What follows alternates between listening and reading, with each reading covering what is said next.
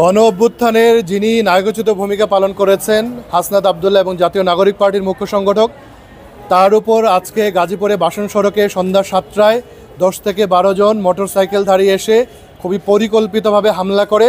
এই হামলার তীব্র নিন্দা এবং প্রতিবাদ জানাচ্ছি এবং আমরা দাবি করছি সুস্পষ্টভাবে যে আগামী 24 ঘন্টার মধ্যে এই সন্ত্রাসী হামলাকারীদের গ্রেফতার করতে হবে, নতুবা আমরা ছাত্র জনতাকে সাথে নিয়ে, সাধারণ মানুষকে সাথে নিয়ে গাজীপুর মেট্রোপলিটন পুলিশ কার্যালয়ে ঘেরাও করতে বাধ্য হব। এবং আমরা সুস্পষ্টভাবে বলে দিচ্ছি, গণ অভ্যুত্থানের নেতাদের সরকারের তরফ থেকে নিরাপত্তার ব্যবস্থা করতে হবে।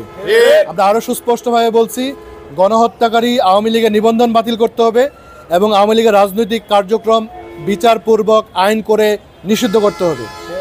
এবং গাজীপুর থেকে আমরা সর্বসাধারণের অংশগ্রহণে ফেসিবাদ বিরোধী মঞ্চের ঘোষণা দিচ্ছি এবং আজকের ঘটনা প্রমাণ করে গাজীপুরের ল অ্যান্ড অর্ডার সিচুয়েশন, আইন শৃঙ্খলা পরিস্থিতি পুলিশের নিয়ন্ত্রণে নেই।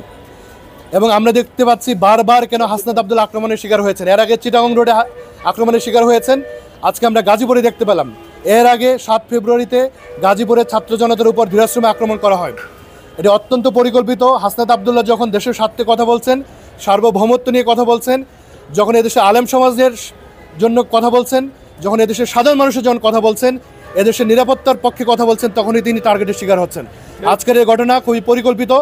এই সাথে পতিত শক্তি আওয়ামী লীগ সহ তাদের যারা কোলাবোরেটর, তাদের সংশ্লিষ্টতা রয়েছে এবং আওয়ামী লীগের নিষিদ্ধ না করা পর্যন্ত এই ধরনের স্যাবোটেজ, এই ধরনের হামলা কোনোভাবে থামবে না।